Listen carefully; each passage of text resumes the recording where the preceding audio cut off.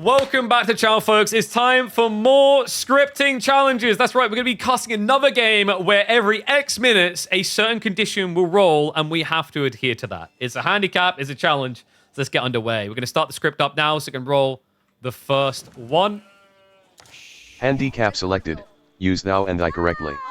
So, Thy is going to be casting this game to Thou while speaking in the correct junctions at every turn. We have got Turir Corvinus. Thou has chosen the Knights Templar, going up against the top-ranking Chinese player, top second-ranking Chinese player on the Ibers. Thou has chosen Relic River for the showdown. Okay, guys, Thou and Thy sucks, right? Did we just re-roll Thou and Thy? I feel like Thou and Thy sucks.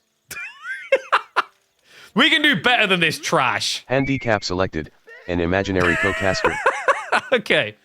So, today I'm going to be casting with Richard over here. He's going to be running us through the basics of why Knights Templar is a good pick on this map. Yeah, so the thing about using the Knights Templar here is you get a lot of value out of the fishing on the south side. It's a really good play. A little bit surprised we actually haven't seen Corvinus move towards it. I'm wondering if instead he's going to be doing the 2 TC build that we see a lot of the time. That would make a lot of sense. 2 Town Center has been on the rise. We've even seen Anatan leading the way in that, but leaving it even inside the competitive sphere. Yeah, and meanwhile, on the other side, I'm kind of expecting Ibeds to still play towards that kind of fast castle build. Feels really good on the stack up. You know, you're just able to kind of circumvent the timings around 2TC. You scale quickly into getting your hands on the relics, which allows you to inflate your economy. And essentially, you just get that all online. Courtesy, you're just going industry wing for the tier 3. That does sound pretty good. We've seen a lot of players in that kind of stratosphere leading with that. I mean, Louis MT, also a big fan of that. I reckon he's been practicing regularly with this guy. Yeah, and we are going to see him just probably stay at home for that reason as well. Probably feels good about this. Check the south side. So his opponent didn't actually go out at all onto their fish, which probably is also going to make him a little bit suspicious. Yeah, I wonder, is there a good TC placement here? Like something that could get you a lot of food value to justify it? I would say he could probably go towards the boar and then just pull it back over towards here. And then you get the connection point where it's close enough to your home that you feel safe. But also on top of that, you're going to get access to the deer on the south side within range of garrison points. So it just provides a lot of safety, and you can even wall this off to make sure there's not going to be any threat points coming in, especially if Ibids are just fast decking. That does make a lot of sense, and we are getting logistics wing, which has been the standard way we've seen that played into. Now, what could be a threat point here is if he does choose to go for the 2TC build, which it looks like he is, if there's a quick Desert Raider here, that could provide a lot of threat. Yeah, he would have to be quick about it, though. The problem you run into here is the technology comes in a lot quicker for Knights Templar, and it's even easier to get in position now with the Knights Hospitalier. That's going to give him the extra movement speed to move out. On top of that, you've got the long delay of building a stables, which is going to take you 30, into waiting 30 more seconds for a Desert Raider, and then moving across the field. It's a lot to ask of just one DR to deny. We'll have to see if the times do align for it. 30 seconds out in the tech up. Corvinus doing pretty well in the stone gathering plus the wood already. Remember, wood is very efficient coming in here because you don't have to move to drop off. It's just a constant chop and a do. Imaginary co-caster who only speaks in Gen Z skibbity riz talk would be... No. I don't even know where to begin with that. Yeah, I think we just maybe stick towards this one voice in your head for the moment, and we'll switch it out and see who comes in my place when I leave. But for now, we are about to see the Hospitaller tech complete. Remember, this could give the increased movement speed as well as health, which actually makes it much harder to get kills with just that first Desert Raider. 45 seconds out still with Ibis, though. You see why a lot of players just go for this fast castle build. It just feels like you get a lot more oomph for your timing because it just feels so hard to get pressure mounted up against these more greedy strategies when you have to wait so long to even unlock the first tier. And we are going to see the move out now from Corvinus. Already shifting across with the wood and the stone. He's going to opt to go for the deer. So does not choose the boar whatsoever. A little bit surprised by that. And you probably should be. I mean, if you talk about the maths involved in this, 7 deer is going to give you, what does that end up being? 2,450 food versus getting 2,400 food. And the 2,400 food is going to be quicker anyway. But the negatives would be the fact that, you're a little bit further forward, could be intercepted. And also on top of that, you do have to worry about the fact that only 8 people can gather from those boar. Whereas technically from the deer, you can gather with a total of 56 villagers. Yeah, but that's never really going to happen. I mean, could you imagine 56 villages? Yeah, it wouldn't really last very long. It would just all disappear straight away. So gathering half complete. It looks like the Ibids are definitely locked into this tech play. No aggro play coming in whatsoever. Yeah, and it just looks like he's going to be opting onto the berries. We can see this is probably industry wing by the fact he hasn't even left the berry patches for the extra 100 food if he was going for growth wing. So industry does make a lot of sense, and for good reason, right? You're going to get your hands on all that wood to allow you to build up the infrastructure. You're also going to get the stone that allows you to sell across for extra gold if you feel pressured. Alternatively, you know what's pretty cool? Call the game Getting rid of his incorrectly. voice. Yeah, so it looks like Iabids are just going to choose to, probably in this situation now, actually, I'd imagine Bazaar. Bazaar makes a lot more sense. Now that I've heard the text-to-speech voice in my head, I feel like we should be Bazaaring all day, all night. If you aren't Bazaaring, are you really a real man? I mean, and this guy, he's like, what, rank 7th in the world? He's a real man. So he's clearly going to go for the Bazaar.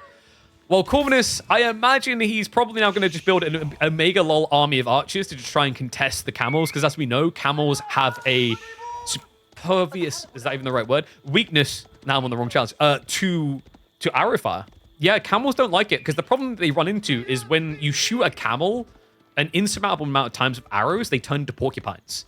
And as we know, porcupines in the animal kingdom are inferior to camels. So it's like a demotion, it's a downgrade. And wow, will you look at that? He's going for military ring reinforcement. Now, this is clearly to allow him to follow up into mass springles, which is a grand strategy, guys. You build mass springles, which allows you to deal with the Knights Templar and the melee blob that you're inevitably going to do here. Because, you know, you go Castlage to build men-at-arms. That's the idea. If you're going Castlage second, you're always building men-at-arms, because that's a great way of just keeping your opponent at bay at all stages.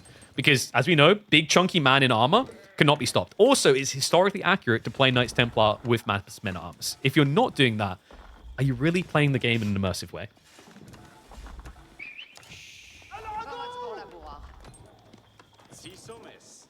Reinforcement wing's going to be coming in, what, 1 minute 10?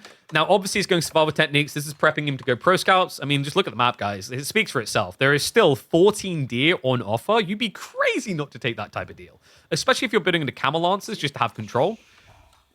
It's the only real reason you should be going camel lancers. Only stable is the only way?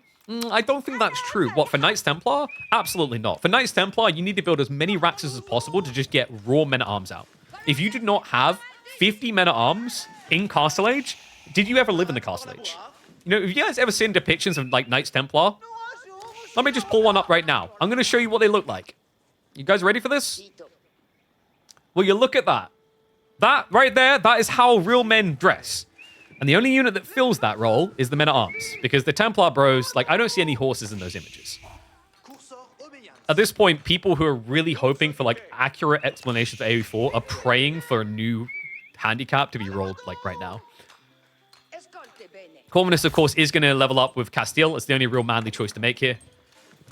It makes sense as well. You've got this Sacred Site just to the south side on the big 8k vein that will come in use like 5, 10, 15 minutes from now when you're fighting over it with an Ibid player who should need a lot of gold. And he has queued it up in the second TC. And it is going to be... Oh, I was so close, guys. Angevin Empire coming through. So obviously he's doing the Angevin so he can build the docks later. So that now when he builds the docks, they're like giant forts. It's the only real reason you should be doing it. On the other side of it, we have got more Desert Raiders coming in. Now, this is clearly laying the foundation for the mass Springle plan, guys. Remember, if you build mass Springles, it deals with the inevitable mass men-at-arms you're expecting from the enemy. It also allows you to deal with, like, spearmen, etc. Even if archers, if you build enough of them. And the cool thing is, like, in this situation, your opponent is building into Angevin. So it just feels like Yellow predicted the future. This man's an oracle. Horses are only allowed with spears throwing. I mean, that's essentially why horses existed back in the 14th century. Is so that men with spears could actually, like, stab from a higher angle. Because, like, it just makes sense. Because the whole thing is when you're a spearman on the ground and you're aiming up at your opponent, the sun would get in your eyes. But if you're on horseback, you're looking down your opponent, it's like a natural sunglasses for a medieval knight. More's going up. This is, of course, because he's aware that when the Springles come from the Iabids, walls are the best unit to block Springles. It's going to take 1,250 Springle shots to kill them. So it buys you a lot of time. No Pilgrim Gaming? That's for good reason, though. I mean, there's no reason why Corvinus would need gold. He's only building these stupid little spearmen that only cost a little bit of gold. You wouldn't want more gold, you know? Because the problem, guys, is when you have too much gold, hyperinflation happens. And that's how nations go poor. Archrangers coming in. He's going to be even playing into archers. Instead of like going crossbowmen that are just like more efficient on the damage. I'm disappointed at the lack of hospitality, by the way. How are you meant to heal the world, fix the world, when you do not build a million hospitality? Desert Raiders Handicap selected. Commentate in rhyme. So the Desert Raider mass is building up pretty fast. But I'm lacking the mass on the fishing. This is a little bit surprising to me, considering how much efficiency lies in this play just to the south. But it looks like he's got enough food for his mouths. At least for now, but he should be running out fast. At which point, if his Egyptian is going to be praying to Basque, he's going to need a bountiful plenty of wood coming in. I'd say on that wood line, 20 at a min. Because he's going to need to think about farms. And now, maybe even he could consider those men-at-arms. No, you wouldn't want to build them here. They're pretty bad, folks. They're kind of like a soft yolk that hasn't been cooked. It would be like moving a pawn against a rook. It just wouldn't make sense because Desert Raiders can kite and show you their strength and all their might with their 6 melee armor and their 15 attack damage. What rhymes with damage? They'll make you look like lambs for the slaughter lamage. Carnage doesn't rhyme with that at all. I think you're thinking not with your brain, but your balls. So DR Raiders are going to be able to keep him blocked in the corner, which might make him start to feel like a mourner, because when you look at the rest of the map and the state of the game, you start to get the entire picture framed. We've got 5 relics, 2 sacred sites, as well as double TC. If yellow was in contention before, it's me, as he now has complete control of the map. And to be honest with you, Corvinus's comp is looking crap. The issue he has right here is if he runs out, these guys will come about and go straight in. And they will be able to commit mass murder sins, able to slay down the workers before you'd even arrive. So with that in mind, you need to strive for a better comp in terms of size, or you might be looking at a Corvinus demise. Desert Raiders are maybe getting a little bit cheeky, when really they need to actually consider being sneaky. Right now, the focus for yellow is mainly on the sacred sites, which I can see where he's coming from. It does seem right. He's even gathering up additional stone, which will give Corvinus something to bemoan. When the castles get dropped on these critical points, he's gonna be left to feel very oink, because he'll squeal like a piggy, because he'll be pigs to the slaughter. Oh crap, that's a hard word to rhyme with. But not for Norta. We've got more archery rangers coming in. I'd say he's looking for 40 at a min. That should be enough to start slaying pretty fast. But I hate to be a little bit crass. We have got more camels coming through, so it's full cavalry comp. And this might end up being a Middle Eastern romp, because they will be able to mount a pretty strong attack. But it looks like Corvinus is going to strike back. He has a fortress drop coming onto the boar, which is going to allow him to increase his food more. He's going to need this to actually get the numbers up quicker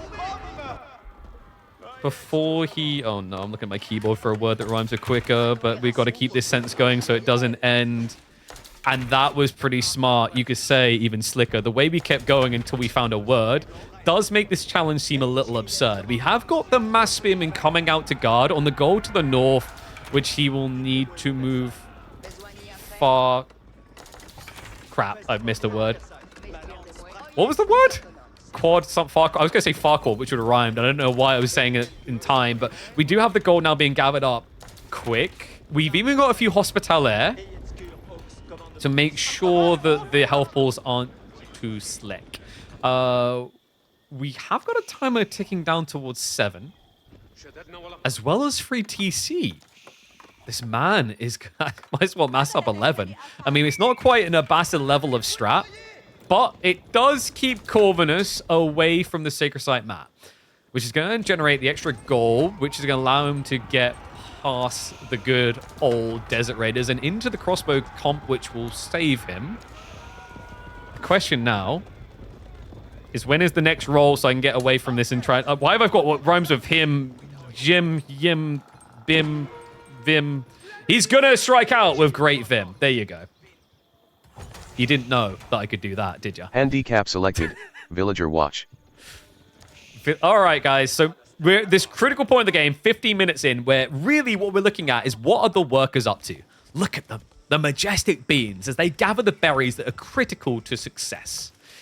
Meanwhile, on the other side, it is going to be workers guarded by the fortress. Corvinus has got a decent amount of food coming in. He's even got additional castles now on the move out, and that should be towards the sacred site. So the villager watch is going to be successful. Looks like he's going to be locking the Irobids out of their win condition. This is a bit worrisome, actually. Kind of feels like the way that they've been scaling, this is the true goal. It's not over for IU, though. Keep in mind, they've got 3 TC, so they're able to blow up a lead now. Yeah, I mean, this is the power of Irobids, right? You rush towards the relics, and you come back for the workers that can be fixed. The value of this play is the logic that sacred sites, relics, like this is infinite gold gen, and as you run out of population, it becomes more efficient. So really, when you play against Irobids, it kind of feels like you're pressured to do something about their greed, or they just come and eclipse you. Desert Raiders now moving to the base. He's going to be diving deeper, which does surprise me a little bit. Yeah, you've allowed your opponent to move upfield, but you're not now actually punishing him. Maybe he's just distracted by other things right now. It does definitely feel like a missed opportunity, though. Oh, wait, we're Villager Watch. Whoops. You're right, I forgot the challenge for a second. We're back on it. We don't care about the rest of this. The Villager was digesting inside the camel. So the workers are still relatively safe, mainly because we actually don't have Yellow committing in where he needs to. I legit forgot the challenge. And we do have workers on the ground, so we're still on Villager Watch, as well as the gold workers over here. So he's getting blocked out of these opportunities to move out of the base. We do have farms starting to come in, though. So food income is getting a little bit better. We still don't have that issue resolved by Purple. You want to see how they've gathered the boar? What if they could gather the camel as well? The delicious camel. I mean, come on.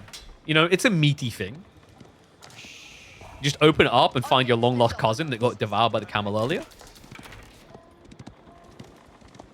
Oh, we got stoneworkers on south, by the way. Both of them are going heavy for stone. Yeah, castle drops make more sense for Corvinus than they do for Yellow, but Yellow needs it to kind of control the map. But Corv is going to be inflating his economy by getting these castles, remember. It adds in pilgrims every time. Corv? Ah, he's close to what he'd need for a drop-off, actually, into a castle drop, but he just started building spring on emplacements. That is going to slow him down more. Looks like the villagers did get raided on the fortress line. We'll have to go back to work shortly so I can watch the fight. There we go, guys. Technically, we're on villager watch right now. Honestly, I don't think that was that good of a trade for him. And this is the optimal villager watch, of course, guys. This is the fight that matters. Corv still hasn't noticed. He might soon. As Yellow should be looking to garrison shortly. Hasn't so far. And we have got forward infrastructure coming in. Archery ranges plus Raxes. So far, Corvinus just really sticking to the Angevin Empire idea. And remember, with the Angevin Empire, the fortresses become even more advantageous because they will buff your spearmen in range. However, you need a fort for that!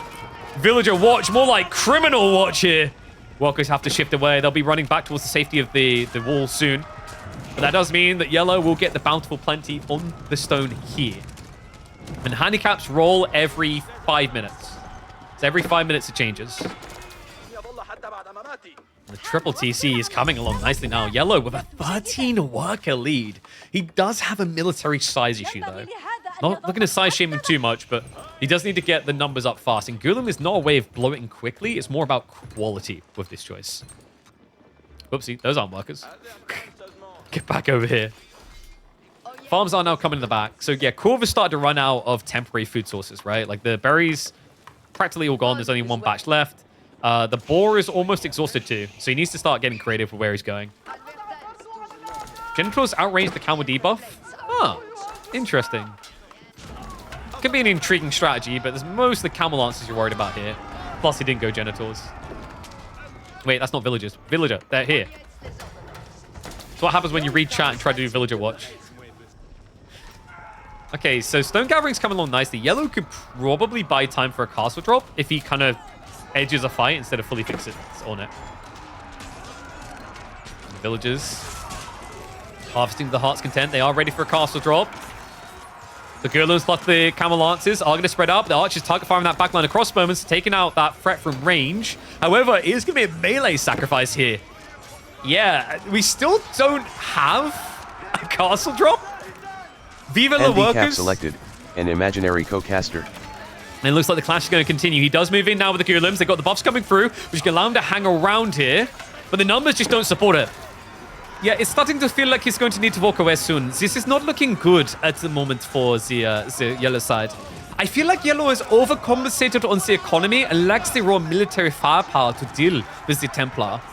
Yeah, it is kind of an ironic turn on history. This time, Jerusalem looking like it might actually get taken. But it looks like the Saracens are going to be rising up to drop some castles to at least hold the reserve gold. Yeah, and this is at least going to be a boon for him. You know, maybe something to play towards that Imperial timing. But I feel like the bigger issue here is he simply needs to get the military count up. It's not looking good. He's going to go for a second castle. No, that looks like it's going to be Corvinus's attempt, which is quite ambitious here. I can't see that really working. But at the same time, outside of the castle defense, how do you really stop this? I mean, that's the really big challenge here. I just feel like for the Ionians at this stage, with 2,000 food income, you expect so much more than this. It's just a weird situation. I mean, he gets forced into the fight to defend the stone because he doesn't want to allow Knights Templar to scale into castles. But now he just has this weird situation where he's miles behind on military and not really far enough ahead on economy. Yeah, and that's the big concern. It's like, on top of that, you have to remember that the Knights Templar, the economy is quite deceptive. When you look at it, it's all about the pilgrims. He's up to 4 fortresses already. And these pilgrims, as they are just farming up a storm right now, you know? It's like being in the Antwerpen diamond market. You just have all the options in the world. And now, with all that gold to work with, I wouldn't be surprised. Like, could he maybe consider going towards Imperial? It's definitely an option. I mean, we're approaching the 200 pop situation, so you're looking for a fight or the tech. But in this situation, he's going to be playing double Ram and looking to just Ramstein his way into the base, which makes sense with the fort keep as well as the farms. It'll give him something to starve out of. And also, it means if Yellow tries to mirror the play, he's going to be really slow on the tech up, you know? He's not really going to be schnelling his way forward. Well, I can smell an assault coming. Soon to be 6 Rams. On top of that, we have got the Angevin Empire buff coming in. The durability when he's near the fortress. Not to mention the effect it's going to have on the range composition to keep you further away. And, well, on top of that, you have to keep in mind the state of the economy as this goes just a little bit later. You know, we talked about the whole idea of, like, TCs aren't forever. So that's coming quite quickly for Yellow. You know, he could build more workers, but at 140, what do you do with this? Looks like he's going to try to go towards Imperial Age, but an ambitious choice at this stage. Growth Wing as well, so no immediate military boom, but at least going to give him more economy to work with. Meanwhile, Corvinus is looking to strike it. 6 Rams start to enter the base. Small villager raid on the north side. The horsemen are going to find a few out there, but it's really difficult to shut down the full economy here. Yeah, it feels like this is inevitably going to be the death push type. Yellow, just in a rush to try and get the horsemen and the crossbowmen together to try and hold the line, to kind of steadfast this, maybe in the depths of his own base. Scorched off type of policy. Doesn't really have any other choice. I mean, when the army's this big, you just have to give way, give over territory. The good news, at least, he's got more farms coming up in the back. Yeah, and it's looking like he might be able to kind of bloat his food into a number that could make sense.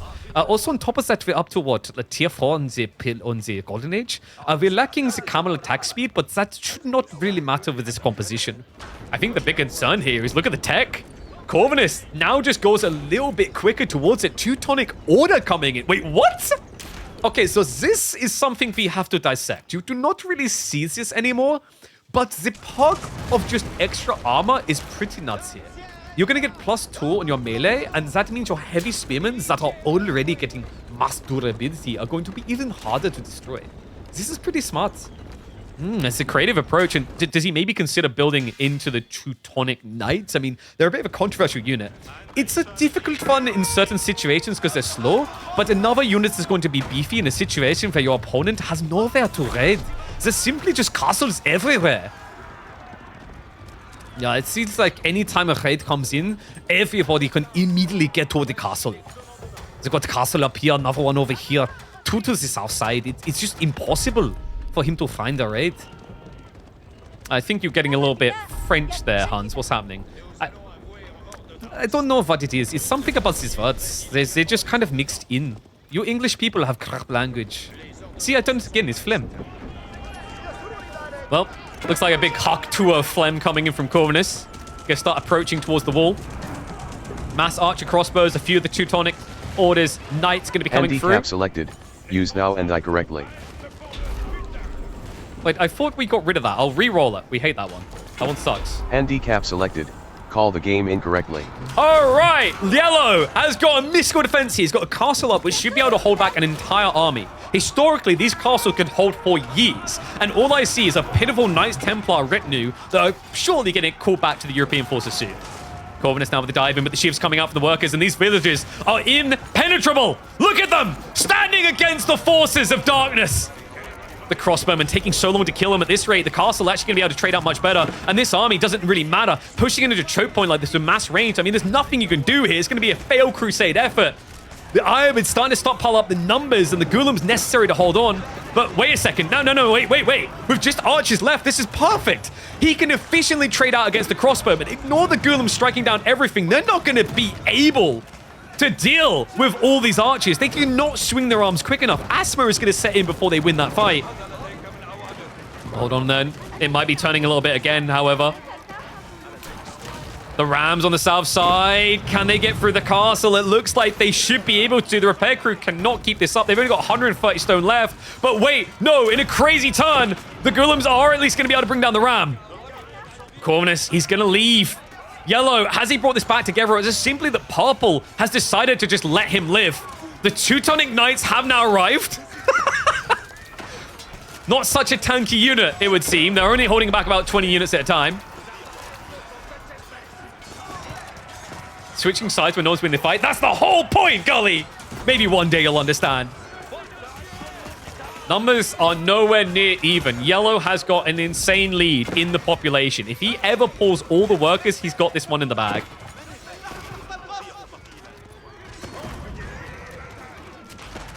Corvinus now going into Mass Teutonic Knights. Not exactly what you call a tanky unit when you're up against like Mass Desert Raider hand cannoneers, right? Like, just gonna melt. Easy peasy. Lee Army Tactics coming in. I'm shocked. Why is he doing this over just going for the extra range and the attack damage on his archers? See, is that now called incorrectly enough for you? Oh, looks like it's going to be a retreat. Now, the question you're probably asking is, has Yellow stabilized his position here? Now, I would argue no. He has got double the food income as well as almost the same amount of gold. Now, that is great. That is incredible. But what you have to remember is that these are Teutonic Knights. These guys scale infinitely. Anyone who's played Dota 2 and seen Legion Commander knows how this story ends. 200 plus damage and you're dead. It just can't be denied. Man, crazy. Actually, the Yellow isn't dead. Sounds like a standard cast. Yeah. Every time Knights Templar get the Teutonic Order, they're just going to win by default. It's literally the best choice in the game. Like, nothing beats this unit.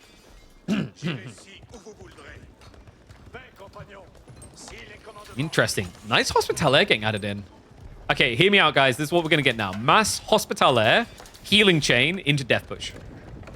There's simply nothing Ibis can do. Ibis going towards Silk Bowstrings. I mean, let's be totally real here. There's no world in which Desert Raiders in late game beats everything, right, chat? That never, ever, ever happens. Oh, villagers, get the shivs out. They can win this fight. Cowards, they choose to run instead. They could have clearly annihilated that entire army. In fact, they are still technically annihilating because what's happening here is the workers are going down just to immediately be replaced by military units. It's a gigabrain choice. Clearly, this is a strategical choice for Yellow to lose units on purpose. Ignore the fact he pulled them away. That is simply a deceptive nature play, where then Corvinus misreads the situation and overextends. Corv now just retreating slightly. Will look to turn around. He's got some tanky units in there. But the Desert Raiders coming from behind, whittling away at this. I mean, they surely cannot beat a castle. I mean, there's an argument, are they really winning this fight? You've just got your trash units going down first.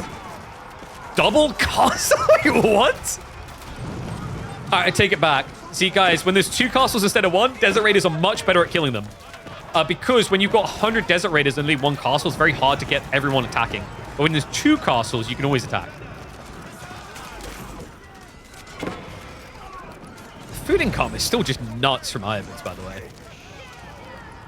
But what would you rather have, guys? Food or gold? You see, the thing is, everyone says you selected. beat an Cast army. in 8x mode. Alright, it's 8x time. Here we go. Desert Raiders now massing up, looking to push forward. It looks like the castle drop is not going to be a success, though. Push them away. Corvinus has to defend himself inside the double castle, but the burn's coming through. The dive's coming through as well. He does end up losing the cannon with the dive. Doesn't make much sense there, but the Ram's going to follow up to try and burn through this. Desert Raiders stand their ground in the meantime, and Corvinus is going to start getting pushed back. He's got more of the order coming through. Spearman as well to try and hold on with the durability, but the Rams are doing God's work right now. Can they get the second castle? Can they remove that debuff? No. Pushed away instead. It looks like it's going to be a hole. Corvinus able to take down that site. We're now 4 minutes away from a sacred site victory for the Knights Templar, and nowhere else to go. Triple castle drop on the south side means this is do or die. Ironmans, they don't have the gold for a cannon. They can't even burst it down. It's looking like a disaster. Sure, the death push here might not work for Corvinus, but holding on the sites, the irony of defeating Yellow the exact way that he tried to crush Corvinus in the mid game. He gets the GG, he gets the win, and he shows you why Knights Templar 2cc into Teuton late game is the Giga Chad way to play Age of Empires 4. Everything is exciting. Okay, that actually matched up really well. If you guys have enjoyed this, make sure you subscribe to the channel. We've got more of this type of content coming. We're evolving the casting game here. We got bored of just casting the same way for 3 years. We're going to be adding in more challenges. Let me know your guys' ideas down in the comment. Let me know what you thought of this game. Pretty epic game, actually, in the late game for Knights Templar. And finally, Teutonic Order actually getting used. Big pog.